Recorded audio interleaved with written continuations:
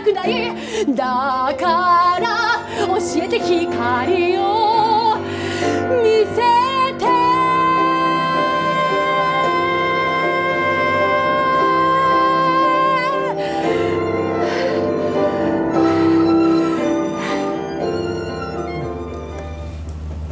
木村さん。はい。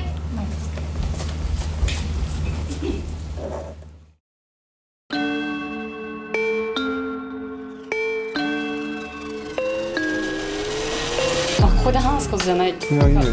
本当にもう、何に向かって言ってんの？いろいろ抱えてる中で、そこのポジションに立った時に見える景色、頑張れる景色を見てみたいな。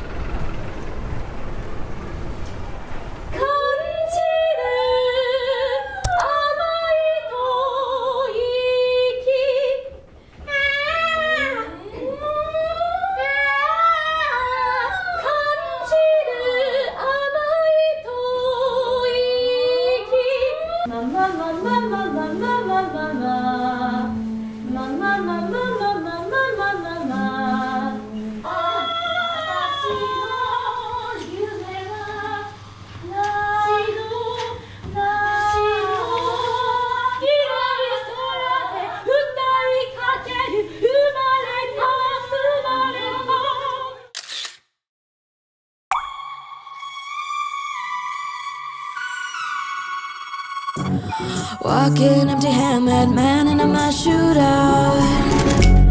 Hit and run, said and done, really thought you'd clean me out.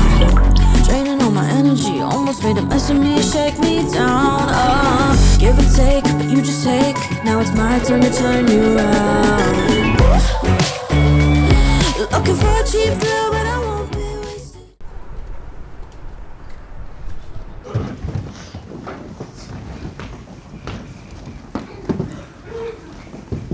レイ、お願いします。お願いします。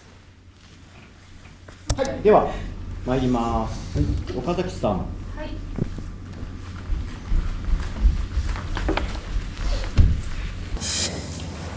お願いします。私が死んだら会いに来てくれますか。この空にあなた消えた。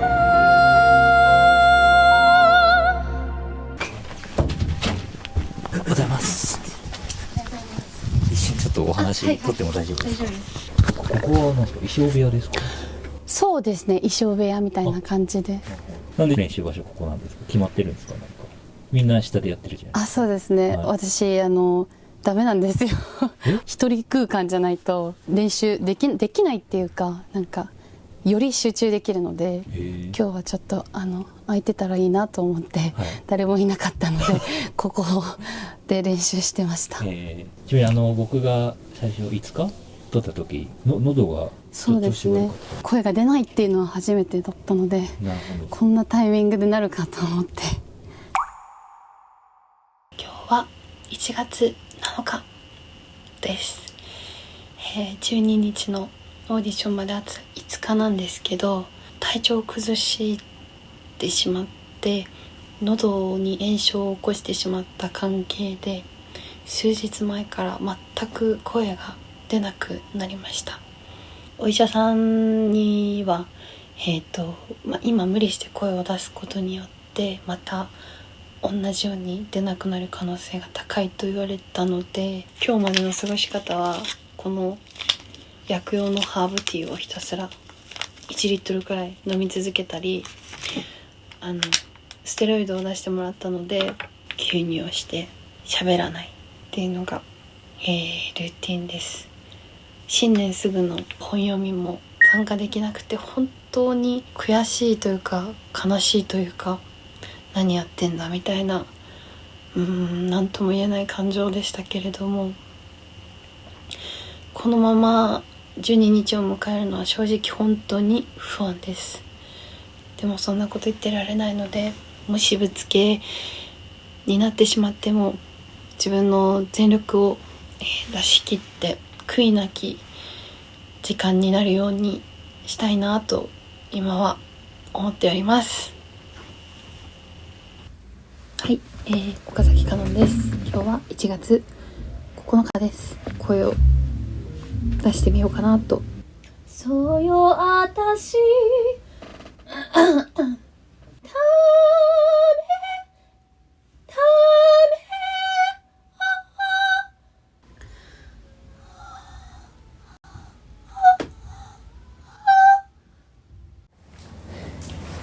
お願いします。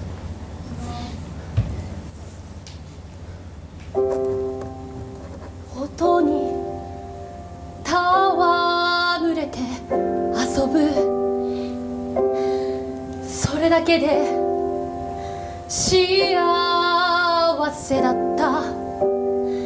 今までの僕は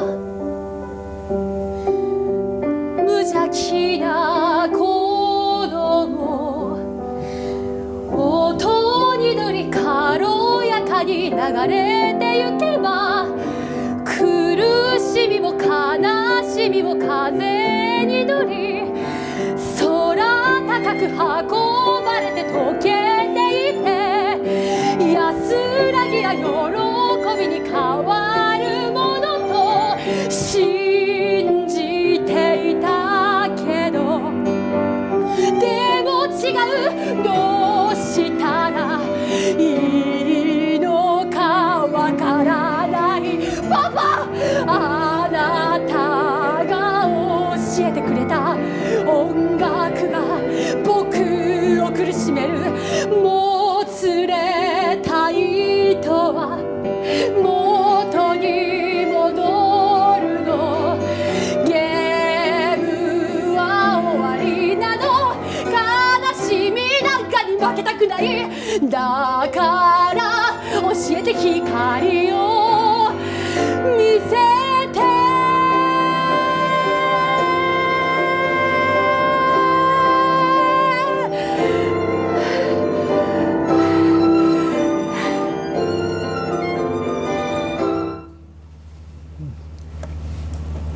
木村さん。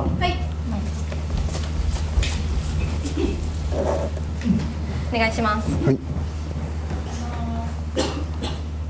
罪の意識刺激的夜の匂い、恋人なんていらない、心なんか邪魔。鏡の中逆さまに絡み合って。おはようございます。おはようございます。お願いします。お願いします。これ何ですか？台本をちょっと台本読んでます。あ、なるほど。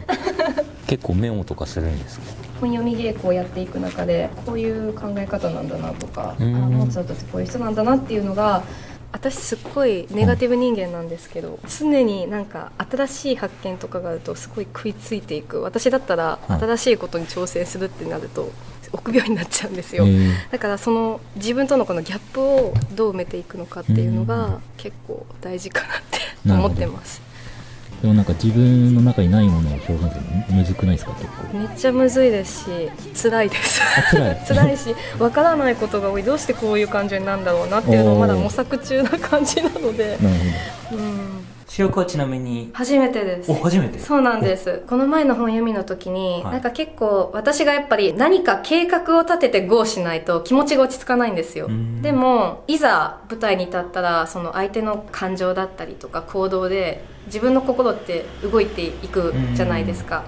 まあ普段の日常でも何かあった時にごまかしがちだし、人にいいように見られたいから自分の感情を押し殺してずっと過ごしてきたので、その人間関係だったりだとか、まあ今まで育ってきた環境とかも含めて、まあちょっとそれが舞台にあんまりいい影響になってないなっていうふうに思ってるので、トライできたらいいなって思ってます。お願いします。はい。音に戯れて遊ぶ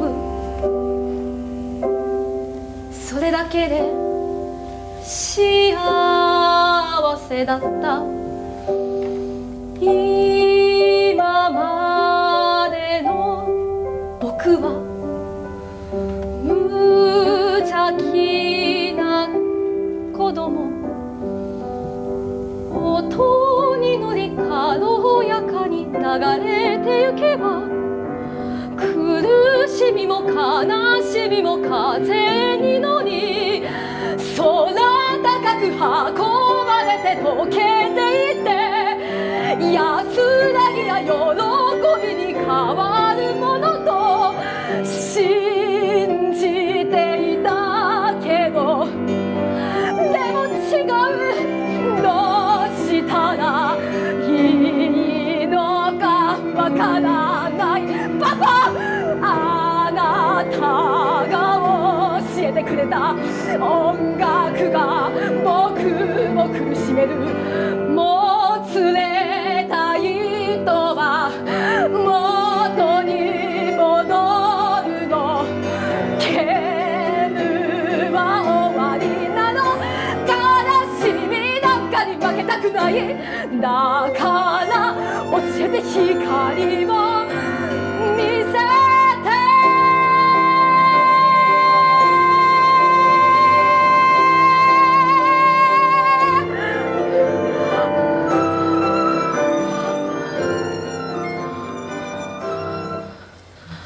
ありがとうございました。森さん。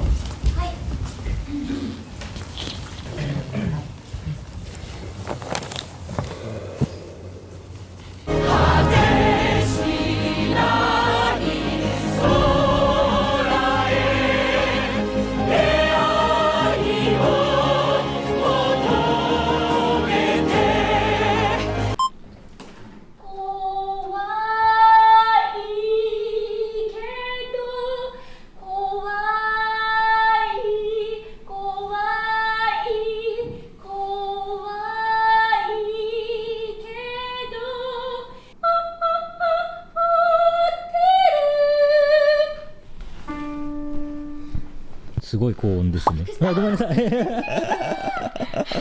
めんなさい。あ、気づいてると思ってました。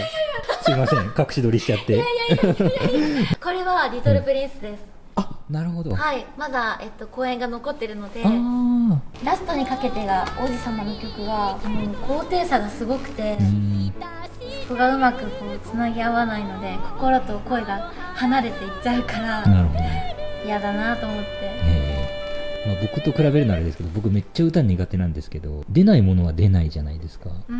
でも私もめっちゃ今もですけど、めっちゃ歌が嫌いで、小学生の時から、なんか兄のオーディション受ける時とかも車で練習したりとかする時、母にめちゃくちゃ怒られてたんですよ。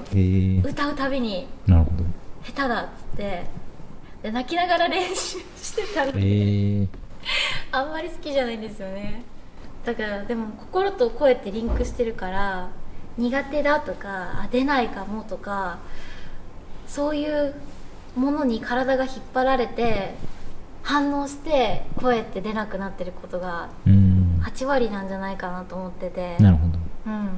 なかなかいないんじゃないですか。でもミュージカル女優さんであんま歌がいないですかね。どうなんですかね、わかんないですけど。あんまり聞かないですけど。そうですよね。でも歌がないのは嫌なんですよ。どうしても。まあ確かにミュージカル普通の女優だったら、そうです。ストレートとかだったら別に歌う必要ないんですけど、確かにけど歌はどうしてもなきゃ嫌なんですよね。思ったように声が出ないっていう意味で嫌いなだけで、本当はやっぱり言葉で伝えきれないものが音楽になって体から出ていく感覚はすごく好きなんです。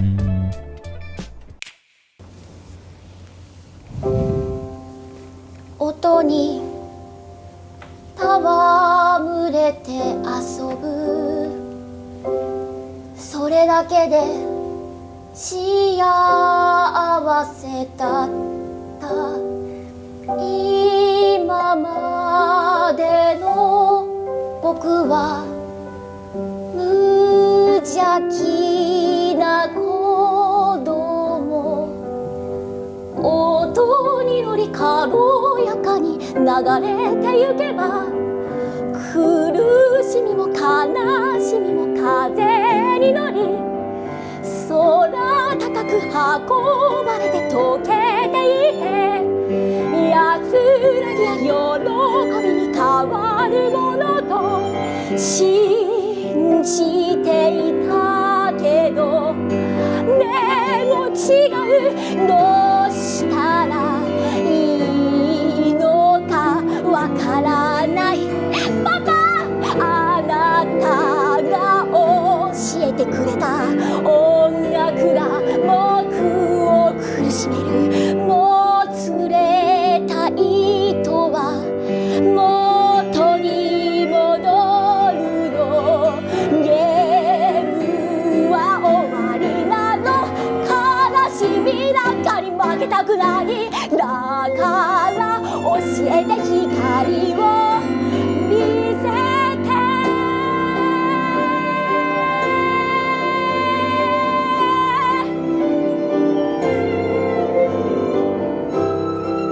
ございます山西さん。お願いします。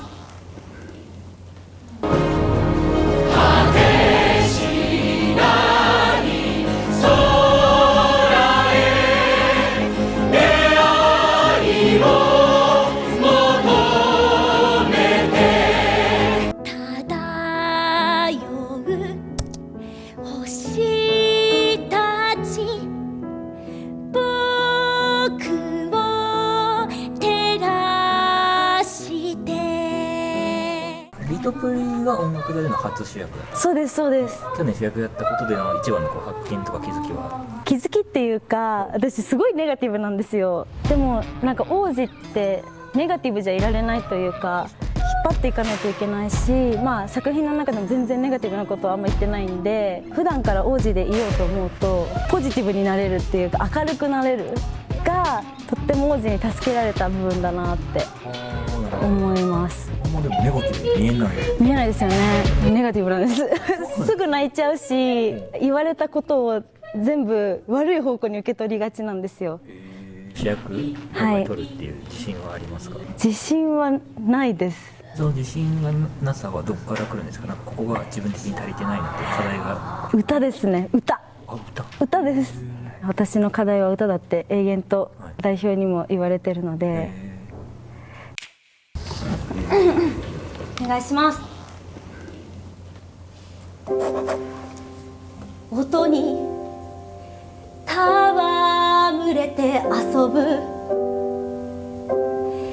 それだけで幸せだった今までの僕は無邪気な子供音に乗り軽やかに流れてゆけば苦しみも悲しみも風に乗り空高く運ばれて溶けていて安らぎや喜びに変わるものと信じていたけどでも違うどうしたらいいのかわからないパパあなたが教えてくれた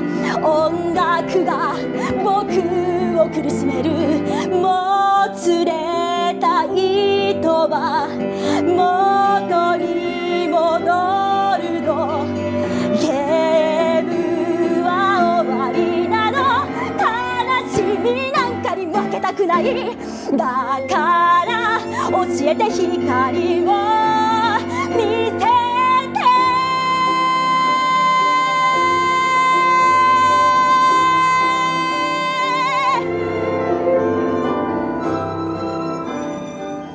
ございます。ヤンさん。はい。お願いします。はい。優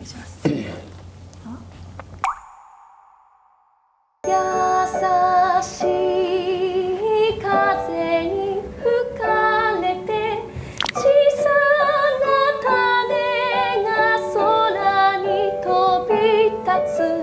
相当緊張してんだろうね、ヤンは。多分もっと開けたら相当声でかいはずなんだけど。これから始まる世界、眩しく輝いて何か起こりそうな予感がする。胸が高鳴って壊れそうなの。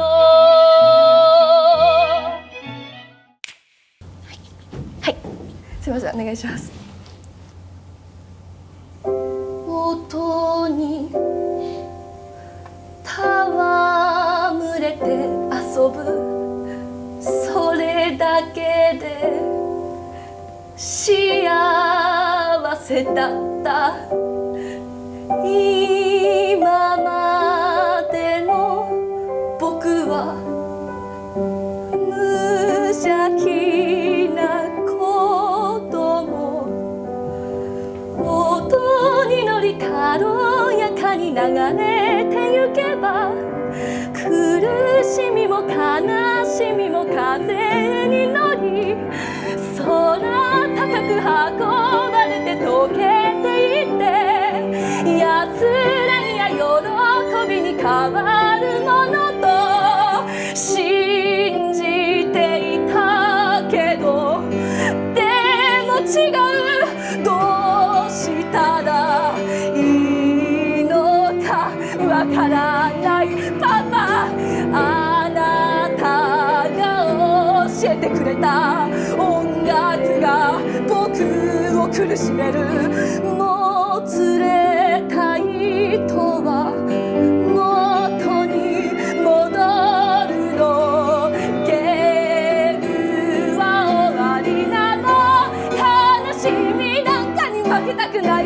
だから教えて光を見せて。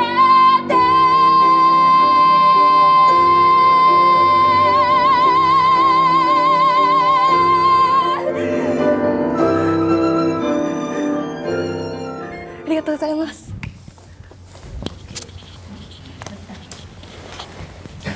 はい、では演技いきます。組み合わせはじゃあカノンと北章で。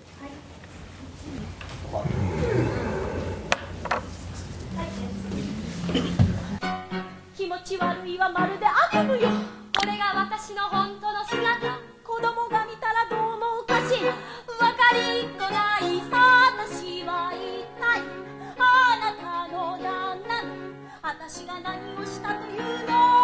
君は疲れているんだよ。休んだらお腹の子のために。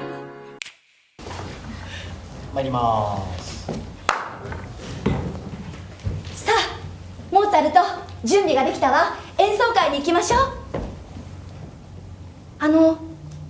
どちら様ですか？似合う。モーツァルト？終わった。終わったんだよ、コンスタンツェ。何が終わったの？パパは死んだんだ。パパの自慢のボルフガング・アマデウス・モーツァルトはもうこの世には必要ないんだ。どういうこと？モーツァルトの持ち主はこの世からいなくなっちゃったんだよ。は？自由なんだ。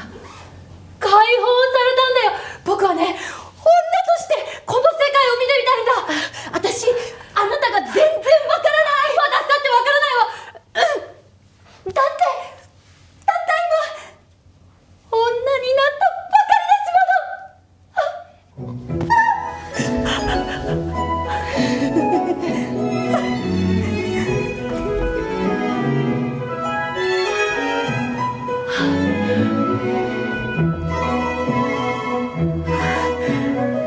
これから始まる世界、眩しく輝いて何か起こりそうな予感がする。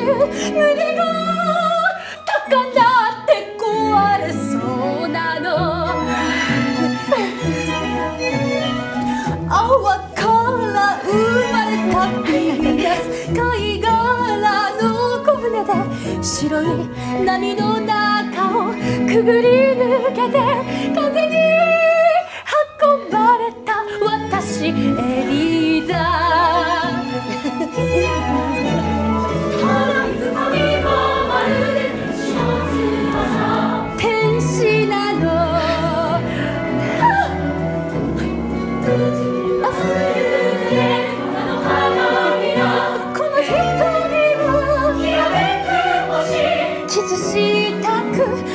るでしょう愛の眼差し集めて軽やかに踊るの私踊るわ踊るわさあ見てよ私エリザ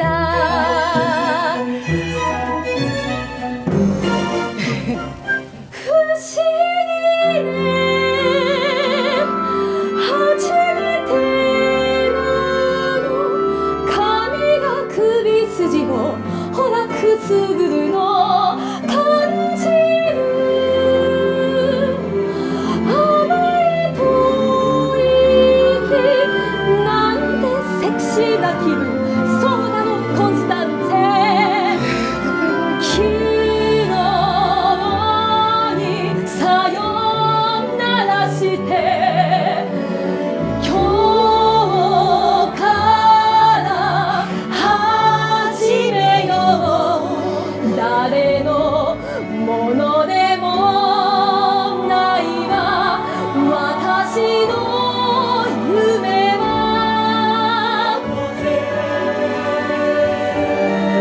それが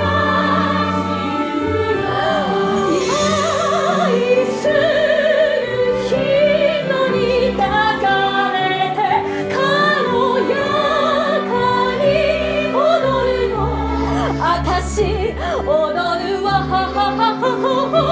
踊るわ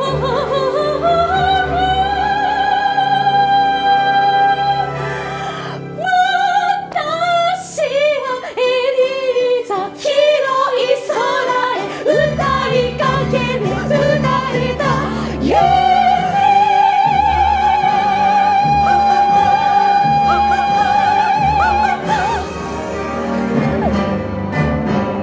最高よコンスタンツちょっと歩き方ほい。僕はね女として世界を見たいんだ私あなたが全然わからない私だってわからないわだってたった今女になったばっかりですもの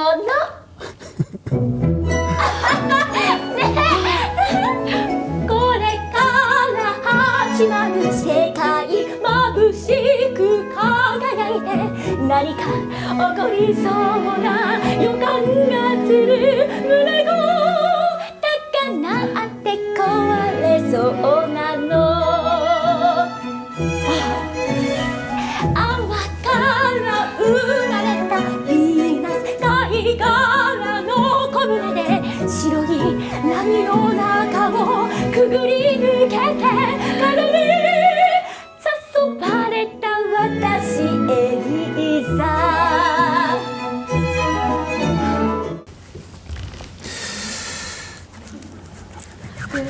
大丈夫なんとか大丈夫見えたらごめんなさい大丈夫履いてるけどちょっと短いかもしれないからサービスショット見えてるいや見えちゃダメ見えちゃダメなんかね短いのしかなくてじゃあ見えちゃダメじゃんあファニー入ったらいいかいやいいよもういいもうなんかこうやって静かに渡れてはい。大丈夫です。山西が沸かしてくれましたよ。モーツァルトの持ち主はもうこの世にいないんだよは自由なんだ解放されたんだよ僕はね女としてこの世を見たいんだ私あなたが全然わからない私だってわからないわだってたった今女になったばっかりですもの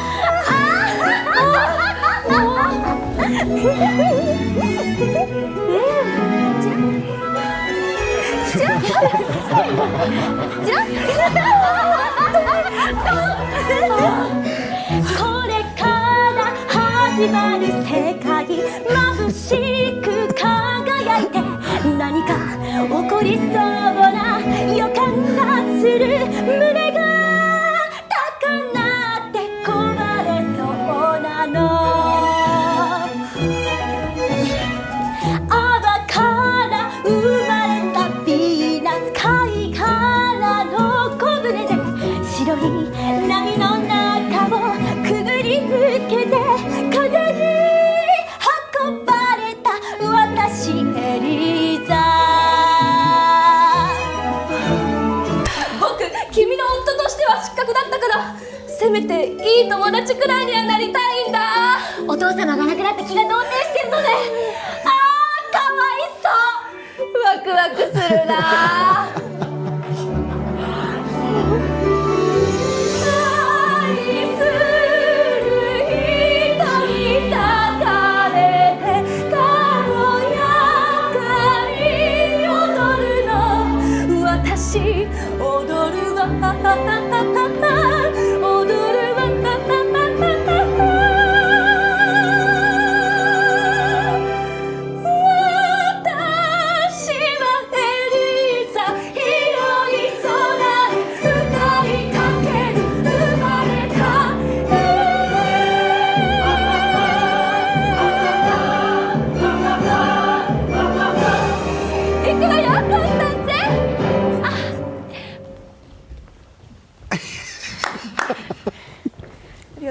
はい。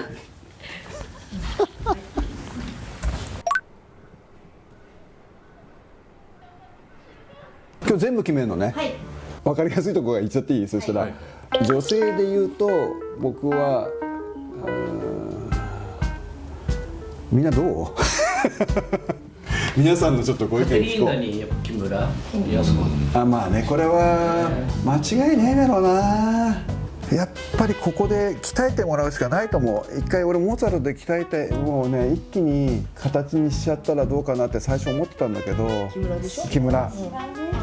渋谷がだからさ今変わろうとしてるから、すごくそれは可能性あると思う、私もいいなと思ってる。木村でしょ？木村、まあだからここで鍛えるだな。もう今課題になってるじゃないですか。木村は基本的に全部2パターンぐらい型があって、そこのどこかに必ず当てはめちゃうみたいなさあれをカテリーナでぶっ壊すっていうのがまあ靖子の今回の課題かもしれないな。いいんじゃない？それでやれば、まあでも一番歌えるよ正直言って、圧倒的にうまい。良くなってきてるよ。良くなってきてるね。ダンスも良くなってる。伸びると思うよ。そうですね。いや期待してるよマジで。全然違いますよね。じゃあ行きますか。毛根どうですか皆さん。ちょっと皆さんのご意見ちょっと。私はヤンは鍛えればいいと思う、やらせて、てかもう一人誰を立てるかっていう。そうだね、ヤンはありだな。芝居は弱い正直。全くやってないもん、だからここから演出どのぐらい丁寧につけてそれをちゃんとやらせるかっていうのを相当時間かけないと多分。あと口が開いてない。もうちょっと圧倒的に見せてくれると説得力がそこで出るから、多少芝居のところでこういうことねってはあるんだけど、合わせようとしてるのかもしれないね、いろいろと。で彼女がほら海外の歌とか歌ってる映像とか見るとなんかすっげえ伸びやかにやってるじゃん。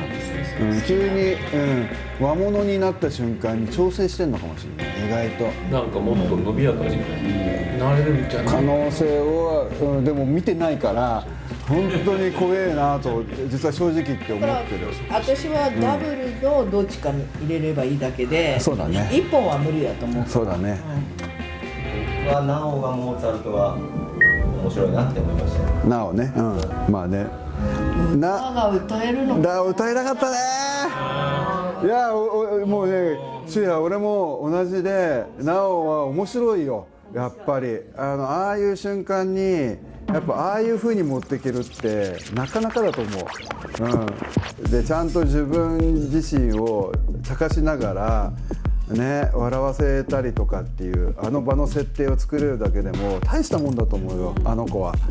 いやーナオは面白かったしいいなと思ったけど、マドモアゼル・モーツァルトってなった瞬間のナオの置きどころがここかなっていうのはすごく迷う正直言って。ランネルなら光るでしょうね。まあそうだね。絶対光ると思う。いやでもなんかね、まあちょっとこういう言い方するとあれなんだけれども、なんていうのかな、非常にアイドル主義じゃないですか演劇業界はもはや今。でなんとなく可愛いかっこいいとかって歌える歌えねえとかっていうレベルでお客さんついてるついてないみたいなところですごい重要なんだけれども、なんか俺はある種中心に基本的に選ばないだろうと思われる彼女がやっぱり今回王子様やって俺いいなと思ったんですよ。音楽座ミュージカルとしての在り方としてなおって結構面白いところを背負ってくれてるなとは思ってるから、あいつは結構大事にしたいなとは思ってます正直言って、でも大きく言えば歌えないっていうのがこれで彼女が歌えてたら俺もこれでいこうってなったと思う。絶対にもう絶対これでいこうって、すごい残念な気持ちが俺の中であるなあ。面白いんだけどね。岡崎のモーツァルトってどうなの？はい、花。元気がないそうだねから、元気があれば、なんでもちょっと猪木じゃねえんだからさ、猪木じゃねえの。プロレスに今回こういうことだった。山さんに話したように、やっぱり森ちゃんに匹敵するエネルギーを出してる人がいないっていうのがまあそうだね結構あって、わかんない、本人が何を望んでるかわからないけど、例えば今日とかもモーツァルトみんな1スタでわーって発生してるんだけど、1人だけ2スタの奥でやってたりするんだけど、それが悪いとは言わないんだけど、なんだろう、それがネックになっちゃう時が絶対来るんですよ。その通りだね、今後、もしセンターでやるってなったらやっぱ開いてないとみんなついてこないから、開いてないっつったら森はもっと開いてる、まあそうですけど、だから同じ開いてないでもやっぱり決定的に違うのは、中にある熱量ね。そう熱量が違うよね。これがやっぱりだから何を目指してるのか何を求めてるのかっていうカノンが、これは結構重要な問題。誰も分かってないからね、喋っても言わないからな、話しても。今こう全体で見たときに自分のこう課題は一番はここだなみたいなことってあります？技術的なものでもいいですし、例えばメンタル的なものでもいいですし。結構なんだろう、絶対これをやりたいみたいなこだわりみたいなのは自分の中にはあるんですけど、それを表に出すことができないっていうか、プライドを持って例えば私はモーツァルトやりたいんですとかっていうそういう強さが多分足りなくて、どちらかというと、私は柔軟にみたいな性格をしちゃってるので、そこはもうちょっと強くならないといけないなっていうふうには思ってます。それででも結構根本的なものじゃないですか。そうですね。なんかそこをこう無理にガツッといくって結構難しくないですか？でも私は私らしくっていうのは貫きながら、なんか自分自身のこうしたいっていうのをちゃんと見つけていって明確にしていけたら、性格を変えるというわけではなく強くなれるんじゃないかなっていうふうに思います。岡崎はいやカノンはね、これじゃダメなんだってことに早く気づいた方がいいと思う。合格点がある程度出やすい、踊りもそう、踊り方にすごく現れてますね。だこの合格点でなんか乗り切れちゃうんだって思ってる。でもこんだけ素材あるんだからすっげえ努力すればいいんだけれども、そうすれば多分わーっていけちゃうはずなのに、意外と同じだね。そうずっと同じなんですよ。だからその努力のポイントが意外と分かってねえのかもしれないな。何を望んでるかだよな。何を望んでるかだよね、カノンがね。カノンが一番ここが問題だと思う。でこれを本人がそうだからやっぱ何を望んでるかだよね。どうなりたいかがすごい曖昧なんだと思う、カノンって。だからエネルギー値がすっごくモヤモヤモヤってしてる。本当は岡崎とかやらせたいよね、モーツァルト。岡田さんもね、カノンは、言うても本当の主役ってやったことないですよ。カノンはそろそろちゃんと主役をやるっていう、主役とやっぱり準主役はなんていうのかな、意気込み方が違うから、本当の意味でここで鍛えた方がいいんじゃないかって言い方はしてた。でこれじゃダメなんだっていうのをカノンがちゃんと認識できるかどうかだとは思うね。うちでやっていくこと自体をあの人はどう考えてるのか、まあそれもあるよね。そこになると思う、多分、話が、そうだと思う、この職業じゃないものをやろうっていう気持ちがどっかあるんじゃないかなとかね。なんかよくわかんないんだよ。ちょっとわかんないね。とにかく、だからその覚悟みたいなもの、今亮さんが言った覚悟みたいなものに信頼がないんですよ。それはそう、みんなクエスチョンで。そう他はねその信頼はあるんですよ、意外と。で岡崎に関してはもうそれだけ、そこの信頼度が薄い。思ってるのかもしれないけど人が感じないと意味ないからね、こんなもんは。かな、話すか。この問題をどうにか解決しないと、そんなつもりではなかった。いや、言い訳です、言い訳でしかないので、受け取るセンスがないとか、このカンパニーに会いたいなって思ってほしいんですよ、お客さんに。この後のマドマゼル・モーツァルトキャスト案を発表します。モーツァルト